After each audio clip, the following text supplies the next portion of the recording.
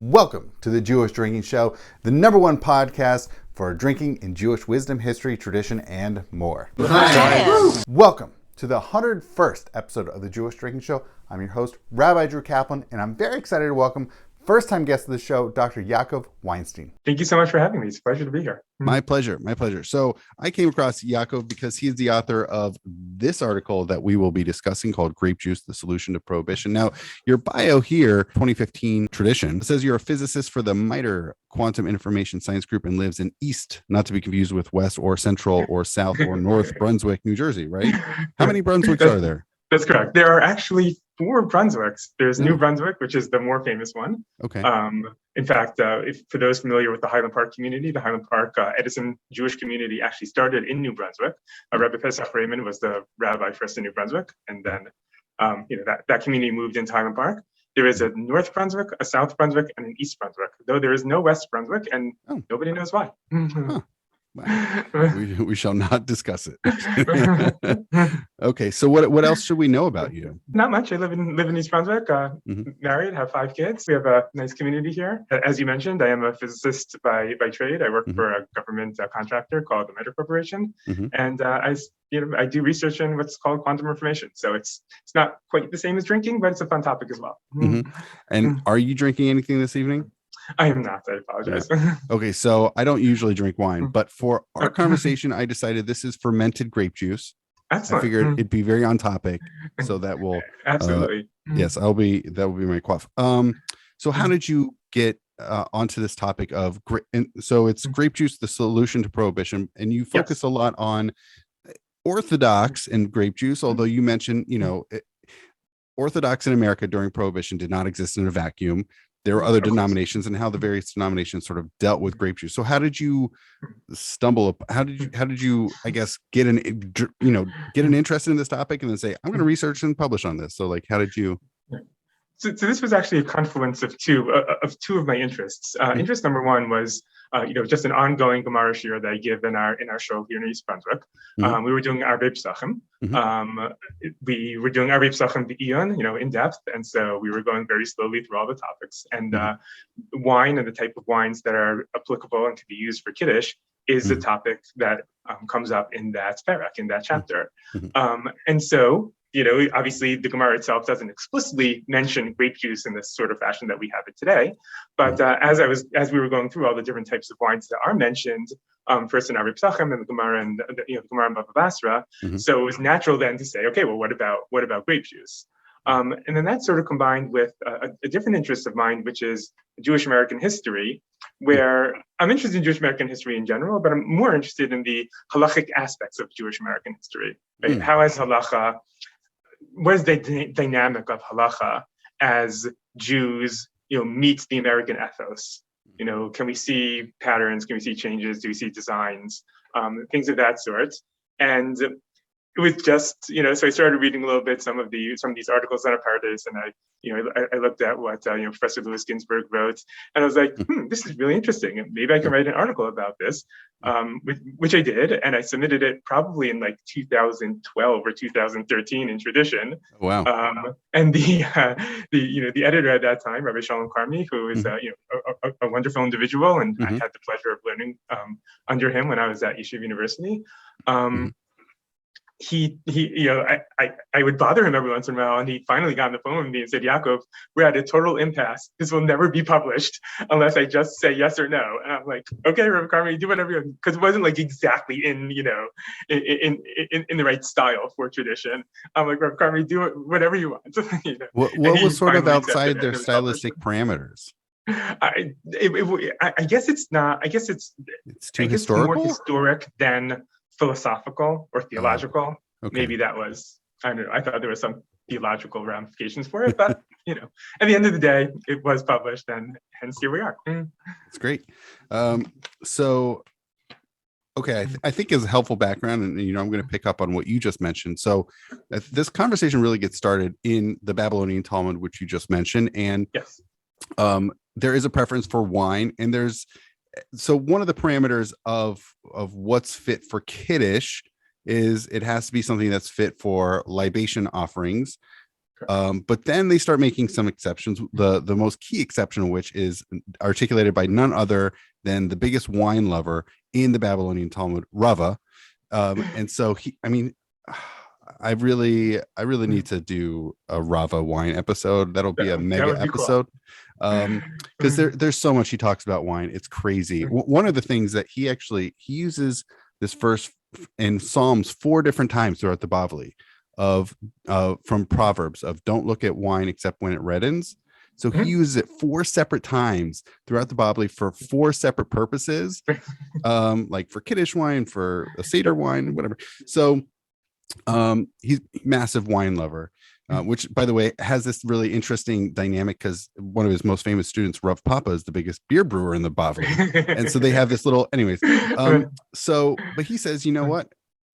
You can squeeze grapes and that's good for Kiddush, which is fascinating. So it's not necessarily about the alcohol. He just loves wine.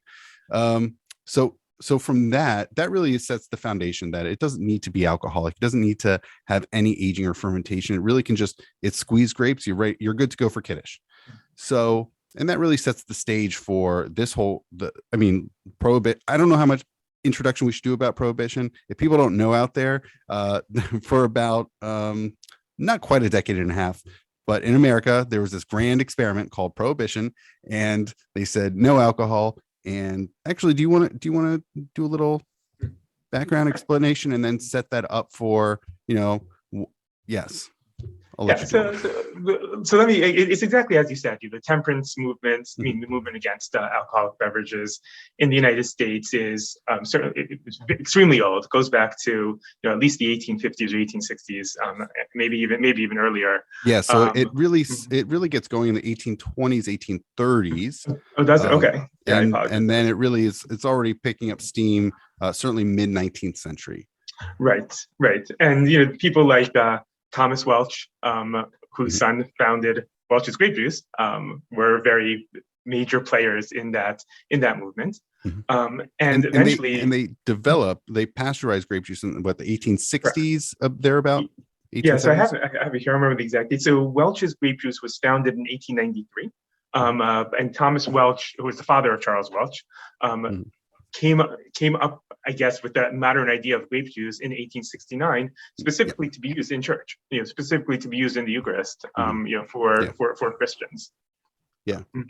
And that's also an interesting debate. There was actually a Jewish content to that, in a sense of, there was an argument then amongst Christians: could you use non-alcoholic wine for ritual, Christian ritual? We weren't the first ones to actually have this argument, believe it or not. The Christians had the argument as well, and it was Mordechai Noah, who was a famous American Jew in New York, was at one point postmaster of New York and played many different roles in politics and in journalism in New York. He actually tried to prove that you could use non-alcoholic wine for the Eucharist. Right. And I just want to put out a plug there for listeners that if you want to check out the previous episode featuring Professor Jonathan Sarna, we get into 19th century great this debate, and also featuring a focus on Mordechai Noah as well. So just a quick plug. Oh, absolutely. No, that's awesome. Obviously, Jonathan Sarna there's no one better to speak about anything having to do with American Jewish history than him. Yeah. And so I'm not going to go into detail because everybody should then know about this article because they listened to the previous. People should check out that episode. Yeah. Absolutely. So that's certainly the temperance movement, though, eventually culminates with the passage of the 18th Amendment, which is prohibition. And again, prohibition forbids the sale. There's a whole list of different things, but effectively the sale or anything else of wine throughout the United States, with the exception of wine to be used for religious purposes. And that is where the Pandora's box opens. And the idea was the Volstead Act, which was the then law interpretation of the 18th Amendment, explicitly said that leaders of ecclesiastical areas, religious leaders governing a certain ecclesiastical area, can then give permission to the rabbis, priests, whoever it may be, of that area to produce and then sell wine.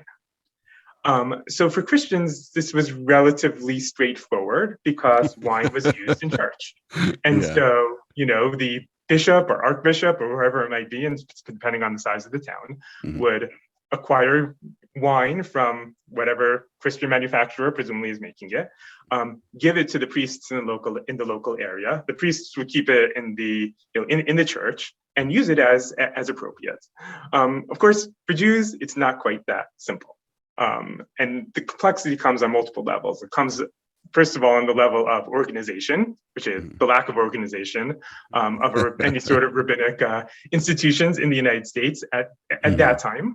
One may argue even at this time, but that's probably a good argument. But. Yeah, I don't know that there's never been central, and even, maybe you can make an argument amongst certain denominations, they might be somewhat centralized, certainly in certain maybe geographical locales, but on the whole, definitely not. And Orthodox, I think, especially so. Like there's almost like I don't want to say anarchic, but like there's definitely, a lot of opinions, let's say. Yes. There's certainly complexity when it comes to the Orthodox ecclesiastical hierarchy, let's say. Yeah. And it was even worse back then because, rabbis would come from Eastern Europe, Western Europe, wherever, let's say Eastern Europe. No one would know.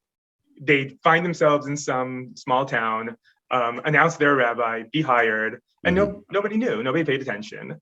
And so to suggest that they knew where all the rabbis were was just impossible. Right. So I'm going to throw a whole bunch of complexities into as far as helpful context also for listeners about what was going on. So in the late 19th century, so I've been reading Marnie Davis's Jews and Booze book to help provide some background on this. So in the late 19th century, there were a lot of debates. I think the Women's Christian Temperance Union was one of the biggest movers. They also had the Anti-Saloon League. And there was a lot of talk about how, American temperance was. And so, but really the tides turned really in the first 2 decades of the 20th century in America, where a lot of the debates was about how American it is to be temperate, to have no drinking whatsoever. And a lot of this, by the way, was driven by Protestant movements of a whole host of them in the 1860s, 70s, and so forth. A lot of them signed on, Methodists and so forth. But the Jews, by and large, did not ever sign on, ever. There might have been some Jews here and there that might have, said, oh, yeah, we should, go dry. But by and large, Jews definitely weren't. And a lot of this was also driven by religious rhetoric. A lot of the rabbis said, no, like this is important to us. But the tides really turned by the first 2 decades of the 20th century, in which it was anyway. So the Jews who were feeling kind of sort of a tenuous relationship in this country of like, how do they relate to themselves to the broader country and to their fellow countrymen? Like, is this almost like they don't want to be seditious or anything of that nature. So it was a real concern. And then by the time, as you mentioned, the 18th Amendment gets signed into legislation. So I think reform and conservative really sought to, they're more part of this country, as certainly identity wise. They felt that it's important. It's a value that they're part of it. And part of it was like, there are also 2-3 million Jews who came from Eastern Europe between 1880 and, around this time. So a lot of them don't have the American context. It's not important for them to be American. And they also have like their attitudes towards governmental agencies is not necessarily the most positive. So like, why should they want to try to be part of the reigning government? So they're like, well, this is important to me as a Jew.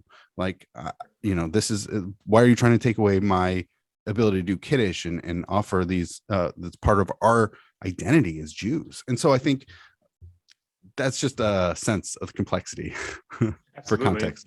Yeah.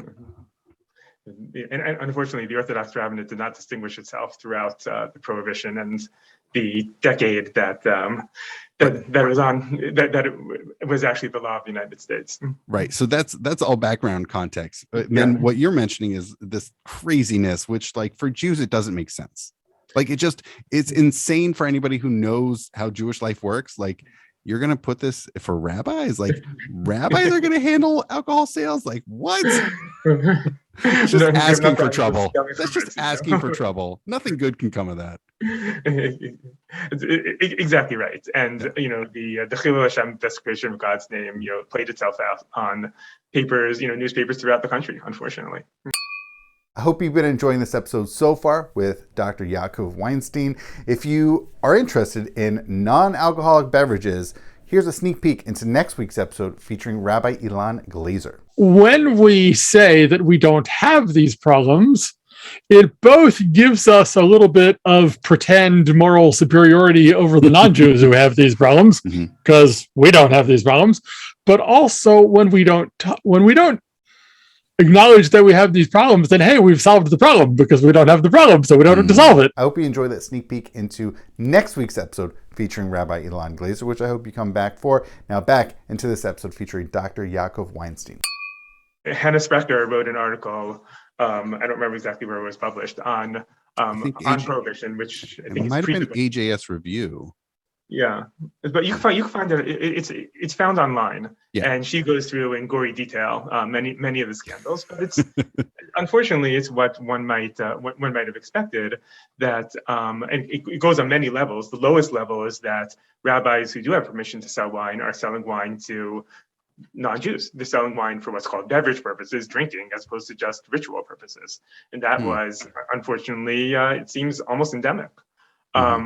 If we were to go a little bit higher, we see that, especially the reform movement is reaching out to the Orthodox to try to work together, try to coalesce around these issues in support of the government. And the Orthodox not only refusing, but even worse, trying themselves to go to the government and saying, we are the only real rabbis and not these other people. So, and also, of course, there were inter-rabbi fights. Speaking of who's real and who's not, there are also a whole bunch of like Callahans, whatever, all these Gentiles setting themselves up as rabbis for congregations whose donor or whose member list there were no Jewish names to be found. They were just vehicles for wine sales. Exactly. And it's at the end of the day, it was not the brightest moments for the Orthodox Rabbinate in American history, that's for sure. Well, I mean, some of that has nothing to do with Orthodox. I mean, some of that is just the way it was set up. Those are just Gentiles set. But you're right. Yes. Even just amongst the Orthodox, that it was not problematic. Absolutely. And it sounds like there was a lot of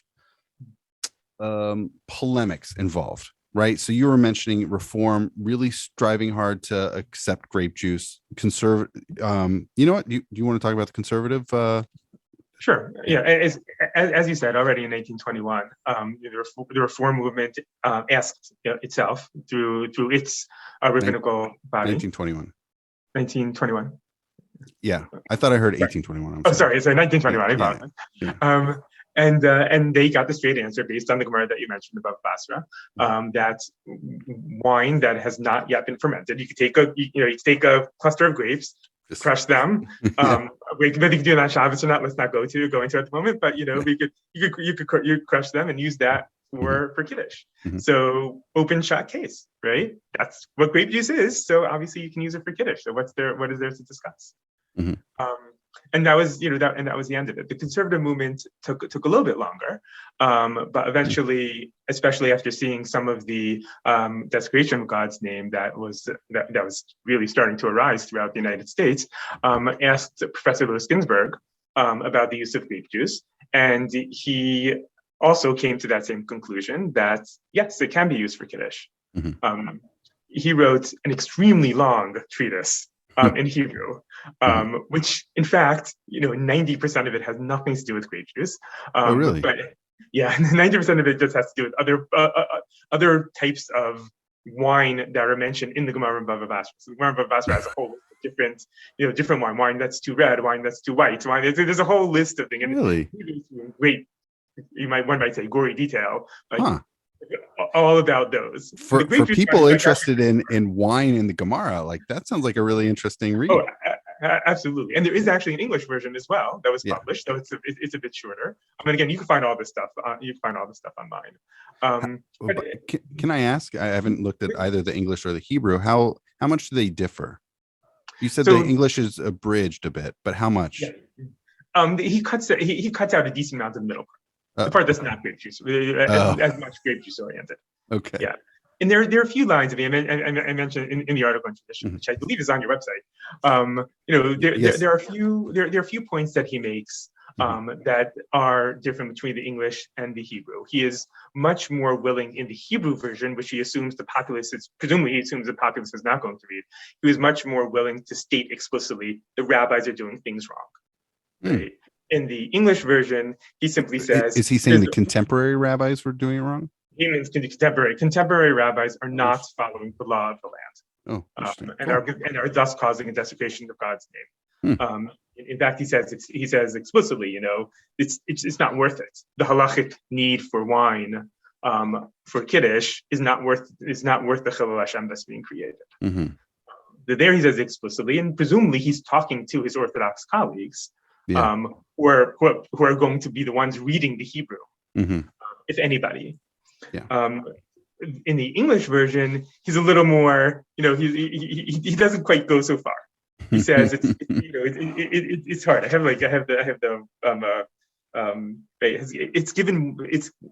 It's given rise to widespread abuse, which has attracted attention from many quarters. Many people, not rabbis, have presumed to exercise the function of rabbis and thus sell, and thus sell wine. That's false. I mean, it's not false. It's true also, but there are many people who are rabbis who are also doing this. Oh, interesting. But he doesn't mention that in the English part. He leaves it to, yes, but it's not our fault. It's these non-rabbis' fault. Credit to Professor Ginsburg for not wanting to teach his colleagues, throw his colleagues under the bus. It sounds like there was a real image problem, not just of Jews, but of rabbis in particular at the time. Absolutely. Yeah. Okay, so that's his response, and the Orthodox clearly weren't moved by it. It sounds like, right? Not at all. Right. No. And so there's a handful of, you mentioned a handful of Orthodox responses. It's funny because I think you have a rabbi in Israel who says, grape juice is fine, but he's not part of the whole polemic discourse. And all the American rabbis are fighting tooth and nail, like, no, grape juice is notably inferior to actual wine. Right.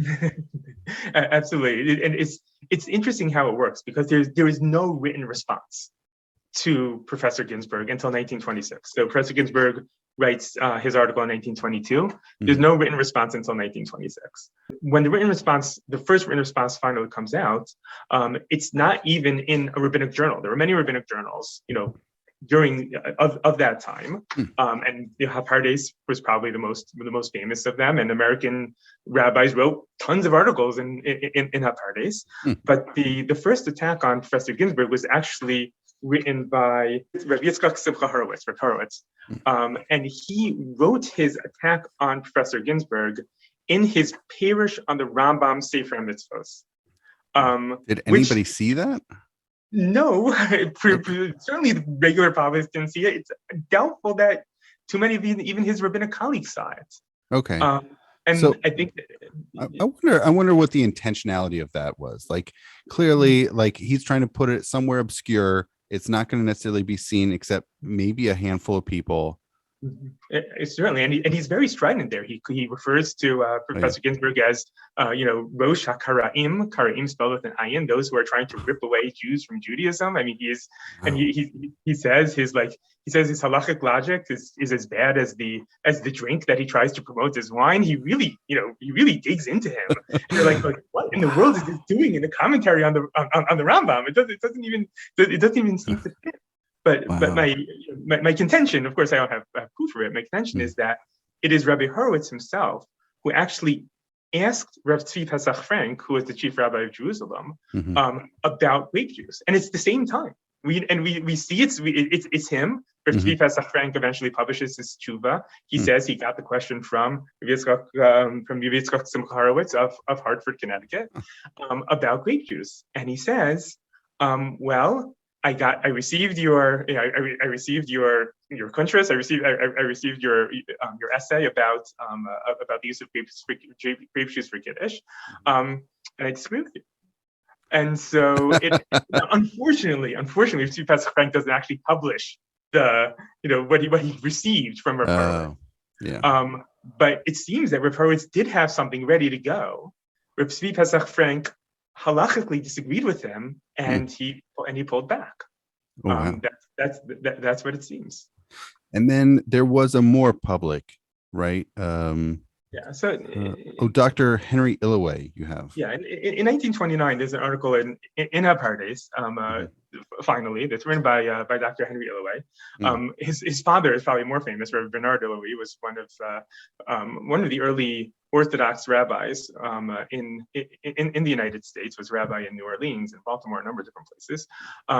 And his son was a doctor. But certainly had some halachic background, and he effectively uses the same arguments as Rabbi Horowitz. He says at the end of the day, grape juice not only does it not that it's not alcoholic, because the fact that it's not alcoholic, that's okay based on the Gemara that we spoke about in Bava Basra, but that it can't become alcoholic, right? Grape juice, you removed the possibility that it can become alcoholic because you've done whatever it is to it. I wonder why. Well, did you have more? I'm sorry. So I was going to say, so, and presumably Rabbi Illoway did not see Rav Tzvi Pesach Frank's response to Rabbi Horowitz, because if he had, he would have realized that argument is also weak. Rav Tzvi Pesach Frank points out that we paskin, the Shulchan Aruch paskins, against some of the Rishonim, but this is the accepted psak, that you can use boiled or cooked wine or grape juice for Kiddush, yain mevushal. That's perfectly okay for Kiddush. Well, when exactly is that cooked? Right? So does it mean that you have to wait 40 days till it becomes alcoholic and then cook it? No. Nobody ever gave a time frame. You could take the grapes, squeeze them, cook them, and guess what? That stuff is not becoming alcoholic, and use it for Kiddush. So that's a pretty unassailable argument from Rav Tzvi Pesach Frank. But Rabbi Illoway, Dr. Illoway, presumably didn't know it. Yeah, I wonder why there really was not much published in writing by Orthodox rabbi. Maybe it just wasn't. They just didn't care. Like I'm trying to speculate. Obviously, this is just mere speculation on our behalf. Like, what exactly was going on a century ago that they decided not to respond, or they like. Unless it was in English, unless there could have been English publication, but it just sounds like the Orthodox rabbis were like, we're going to do our thing. Maybe there might have been debates or, oral conversations, but aside from that, it sounds like from the written record, they just didn't really care to bother with it. Yeah, it could be just they realized that whatever Professor Ginsburg said is just not going to affect their flock. Professor Ginsburg was a rabbi in Boston. Not in New York. And what are the chances that anyone who had come to America over the past 20 years is going to read his Hebrew 45, whatever it is, 60-page contrast essay? No, none of them are going to read that. And then how many of them are going to read the 40-page English version that's published in the American Jewish Yearbook? None of them are going to read that either. So what are they worried about? That's probably, that's probably their rationale. Hey there, I wanted to see how you're enjoying the episode so far. If you have any feedback, comments, questions, anything, please let me know. And also, if you have topics as well as potential guests, including, who knows, maybe yourself, please let me know. Feel free to reach out to me at drew@jewishdrinking.com. Thank you, and now back into the show. Ultimately, it sounds like throughout Prohibition, Orthodox Jews largely, it's not clear that they had grape juice, but certainly publicly the Orthodox rabbinate was not, it almost sounds like there's also polemic going on, but they were like, we're not bothering with grape juice, we're sticking with wine. Wine's important for us, right? Yeah, there's actually a little bit of foreshadowing even in 1922 in a New York Times article about Professor Ginsburg's psak, where he allows grape juice. It says in that article, there is no kosher grape juice in the United States. However, the conservative movement is reaching out to the Union of Orthodox Rabbis in order to be able to set up that possibility. Mm-hmm. So already we see, almost ironically, the conservative movement looking at grape juice and saying, well, this is actually wine. Mm-hmm. And if it's made by non-Jews, it's not kosher, it's dam yenam.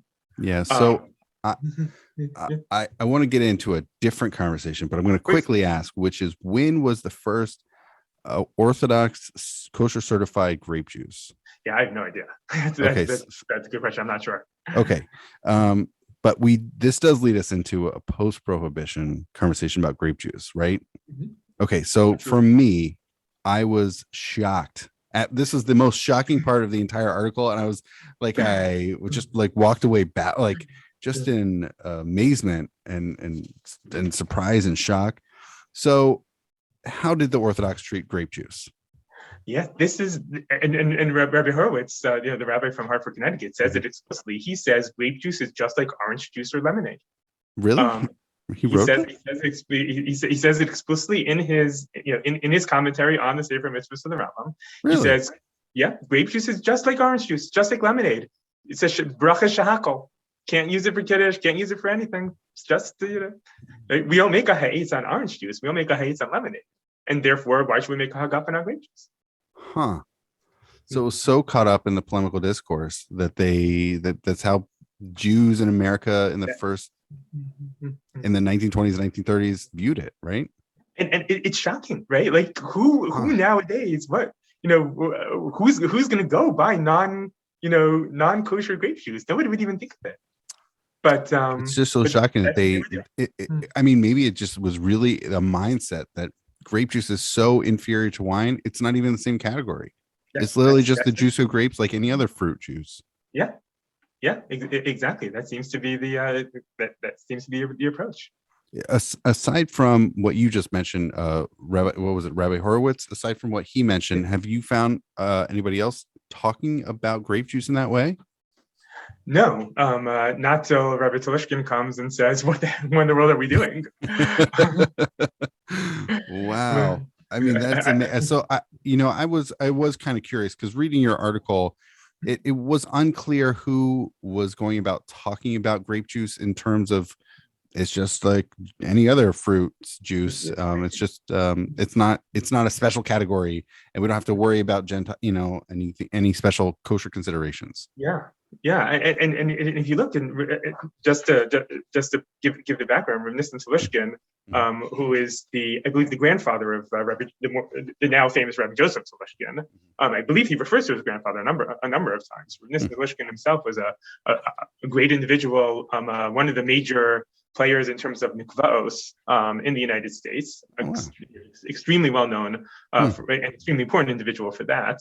And though a Hasidic Jew, was a big Zionist. So certainly a very interesting individual. And he publishes an article in Hapardes in 1950, where he basically says, why is it that the frummest Jew in the United States is drinking Welch's grape juice? He's drinking non-kosher grape juice. He doesn't say Welch's, he doesn't call out Welch's explicitly, but he says, and it's like a shock to him, and you could see it, like the words jump at you, and from the page, like, why is it that all these frum Jews with long beards and or whatever it is, and they're drinking non-kosher grape juice? Where in the world does this come from? And so the answer is obvious, because we've seen this history now. The answer is, well, because 30 years previously, the Orthodox came out and said grape juice is orange juice, so why not? Wow. But Rav Nissen Talishkin, who is obviously correct, looking back, it's obviously correct. Jews drank non-kosher grape juice. It's just so weird. And then, do we know when? I imagine this was a big catalyst for kosher supervision on grape juice, right? It's hard. It's hard to tell. It's hard for me to tell. That's 1950, and by the 1960s, we already see people like Eliyahu Henkin say, "Hold on, Jews are using grape juice at the Seder." So they're clearly, in that decade plus, there was a major shift. Grape juice Is it certified, kosher certified? Presumably, yes, because Rav Henkin doesn't say that it's not. Okay. But I maybe so. Hopefully, somebody else can find something like more concrete. I found a couple of other articles, in Apardes about grape juice, but I couldn't find anything, anything substantive. So, in what Rabbi Yosef Eliyahu Henkin, what's the question that's being asked to him? So he's can grape juice be used for the Seder? Oh, can it be? Okay. Yeah, can it be used? And he says Jews are. Rabbi Yosef Eliyahu Henkin says Jews are using grape juice for the Seder. Is this okay? And he's not, he's not very into it. But he says if somebody can't handle wine, if someone is sick, then of course they can use it. There's a compelling reason. Yeah. Yeah. Correct. Okay, and so that's fine. That's his opinion. But the debate of 40 years before that is completely not. It's not mentioned at all. Wow. Huh. I mean, that aftermath about non-kosher certified grape juice is so, I mean, that is such a shocking aftermath of it. Like, that's clearly post-prohibition, but directly due to the highly polemical discourse going on amongst the Orthodox rabbinate against conservative and other. It's certainly what it seems. Hey there, I hope you're enjoying this episode so far. I want to break in again, and if you have ideas beyond the show, beyond the podcast, beyond this video content, if you have ideas for what Jewish drinking can bring you, whether it's, who knows, maybe it's Zoom sessions, maybe it's events, maybe, who knows, swag, please let me know. I'm very curious to hear from you, any ideas, things that we can do, things that I can bring you from Jewish drinking. So feel free to reach out to me at drew@jewishdrinking.com. I'm happy to bring that to you. All right, now back into the show. In the 6+ years that since this was published, have people reached out to you? Have there been interesting feedback, or what's the afterlife of this article? Not much. I've seen. I have to admit, like, I'm not a big online person. Okay. But I did notice at one point a couple of years ago, I looked, and I guess the article on Tradition had like 2 likes or something like that. I don't know what that means. I mean, I barely know what that means, I have to admit. But yeah. But no, I haven't really received much feedback. I mean, certainly friends of mine have said, I read your article, I liked it. That's great. That's certainly gratifying. That's really neat. Thank you so much, Dr. Weinstein. Is there anything, before we go, you want to promote? Sure. I mean, I guess if people are interested, I guess my you very well write on your website that you came to the realization that you have to write about something that you're particularly passionate of, and put something that's unique to you. So I have something that's like kind of unique to me, which unfortunately doesn't, well, for better or for worse, it probably doesn't have the same appeal as drinking, which is C.S. Lewis. The great Christian theologian and philosopher. So I do have a blog if anybody wants to go check it out. It's called Torah from Narnia. And you can see my thoughts on C.S. Lewis and Narnia. So what's the Torah aspect? How does that intersect with C.S. Lewis's writings? So C.S. Lewis is of course a major theologian and philosopher, and he I believe he has really good insight into humanity and the human's relationship with the divine, and really a number of and especially in the Chronicles of Narnia, which hopefully some of your audience has read. It's as I've been trying to learn things, trying to explain things, I'm like, that sounds exactly like what happened in this book in Narnia. And I'm like, oh, so a couple of years ago, I gave, I think, my first, one of my first Divrei Torah in Shul that encompassed Narnia. And, we're walking out, and one of my friends says to me, I think that's the most times I've ever heard about Christmas in a Shul. That's really funny. That's really funny. In a very different direction, so you mentioned that this article got started because of an interesting confluence of Gemara and American Jewish history. Have there been other topics that have caught your attention in the same way, or even merited some sense of research in depth? Oh, many topics. I guess in theory, I do have a YouTube channel which is not very often updated, called Torah from East Brunswick. So I kind of kept the theme. And so there are a couple of shiurim that I gave on there on this U.S. halachic, what I call U.S. Jewish American halachic history. And so now, for example, in our show, we're finished our Ripsachim, and we're actually now doing Aguna. And so there are a number of Aguna cases that come up in the United States, and so I certainly talk about that. There were a lot of important questions of Jews who came over to America in the from the mid 1800s to the certainly till 1900, and since then too. But the ones that we're concentrating on in terms of Shabbos observance, what do you do with how do you treat people who don't observe Shabbos? And there's some very interesting individuals that come up as well. Rav Hershenson, who you mentioned, you have Professor Spear on, so I believe he's a big fan of Rav Chaim Hershenson. And then going earlier, and they have Sfarim, and you can actually look at some of the Sfarim. You could read about how they figured out how to write the get in New York City, which is certainly a halachically difficult issue.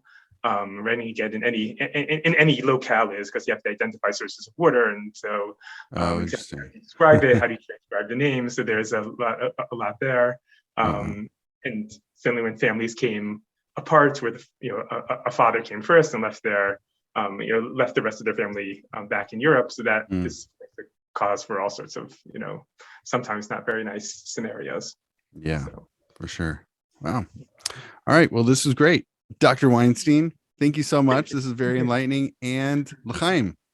L'chaim. Thank you so much for having me. My pleasure.